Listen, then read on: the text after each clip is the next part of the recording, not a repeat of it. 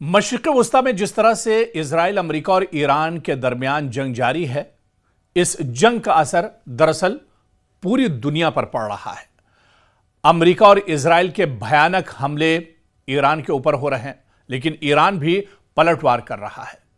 लेकिन आप थोड़ा सा गौर कीजिए कि एक तरफ दुनिया की बड़ी ताकतें, एक तरफ अमेरिका जैसी सुपर पावर ताकत और दूसरी तरफ एक कमजोर मुल्क यानी ईरान, जिस पर हमेशा से एक तरह से पाबंदियां रही हैं, चाहे वो माशी पाबंदी हो यानी मईशत की पाबंदी हो, कारोबार की पाबंदी रही हो या फिर असलहे और गोला बारूद की पाबंदी रही हो। हर तरह की पाबंदी अमेरिका ने लगा कर रखी है और यह पाबंदी साल दो साल नहीं बल्कि आप 25 साल पीछे चले जाइए तो देखिए कि लगातार इस तरह की परेशानियों का सामना ईरान को करना पड़ रहा है। और इस तंगदस्ती की हालत में भी ईरान जिस तरह से दुश्मन को मुंह तोड़ जवाब दे रहा है, जिस तरह से इजराइल पर हमले हो रहे हैं, जिस तरह से पूरे मशरिक़ वस्ता में अमेरिका के तंसीबात को निशाना बनाया जा रहा है, ऐसे में दुनिया हैरान है, दुनिया दंग रह गई है कि आखिर ईरान इतना मजबूत कैसे है। दरअसल बहुत पहले जब यह जंग नहीं छिड़ी थी, जब जंग की शुरुआत भी नहीं हुई थी, उस वक्त हमने आपको एक रिपोर्ट पेश की थी और उस वक्त भी हमने आपको कहा था कि ईरान के पास दरअसल जो ताकत है वो दुनिया के दूसरे ममालिक में नहीं है। ईरान के पास दरअसल सिर्फ असलहा और गोला बारूद की ताकत नहीं है, ईरान के पास माली ताकत नहीं है, ईरान के पास दरअसल जो ताकत है वो रूहानी ताकत है। ईरान के पास जो ताकत है वो आपसी भाईचारे और इत्तेहाद की ताकत है। ईरान के पास जो ताकत है वो दरअसल आपस में जोड़ने और एक दूसरे के दुख सुख में खड़े होने की ताकत है। और अब वही चीज एक तरह से निकल कर आ रही है।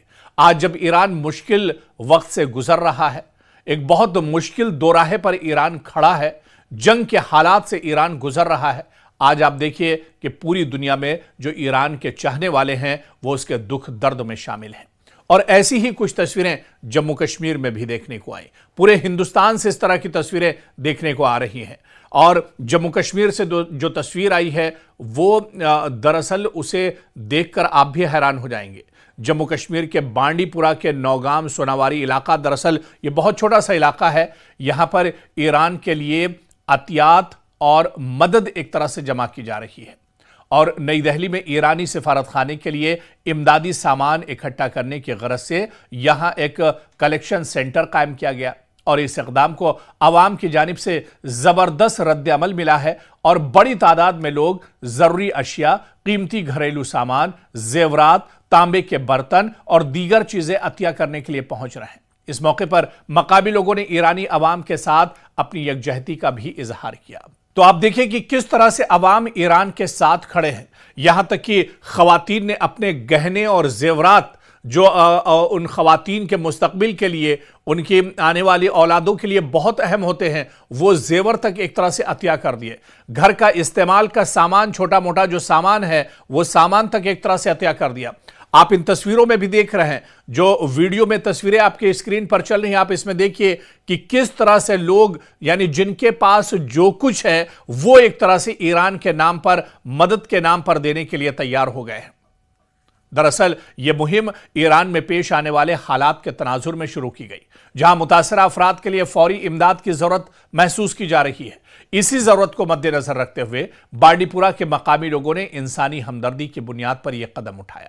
और आप देखिए कि इस कलेक्शन सेंटर पर लोग मुख्तलिफ अकसाम का सामान अतिया कर रहे हैं, जिनमें रोजमर्रा इस्तेमाल की जरूरी अशिया भी शामिल है, कीमती घरेलू सामान भी हैं, जेवरात और कीमती धातें भी शामिल हैं, तांबे के बर्तन और दीगर कारामद अशिया भी इसमें शामिल है। और इस मुहिम को मकामी आबादी की जानिब से जबरदस्त पजीराई मिली है। बड़ी तादाद में लोग रजाकाराना तौर पर कलेक्शन सेंटर पहुंचे और अपनी हैसियत के मुताबिक अतियात दे रहे हैं। और इससे न सिर्फ इंसान दोस्ती का जज्बा जाहिर होता है बल्कि आलमी सतह पर यकजहती का पैगाम भी मिलता है। इस मुहिम के दौरान मकामी लोगों ने ईरान के अवाम के साथ अपनी मुकम्मल हमदर्दी और यकजहती का इजहार किया। इनका कहना है कि मुश्किल वक्त में सरहदों से बालातर होकर एक दूसरे की मदद करना ही दरअसल इंसानियत है और इसकी मिसाल आज जम्मू कश्मीर में देखने को मिली है। कश्मीर के उस छोटे से हिस्से में देखने को मिली है जहां पर अवाम ईरान की मदद के लिए जोक दर जोक अपने घरों से निकल रहे हैं। ईरान भले ही दुनिया के दूसरे के हिस्से में आबाद हो, लेकिन वहां के अवाम के दर्द का जो दर्द है वो हिंदुस्तान में भी महसूस किया जा रहा है और वो दर्द कश्मीर के अंदर भी महसूस किया जा रहा है।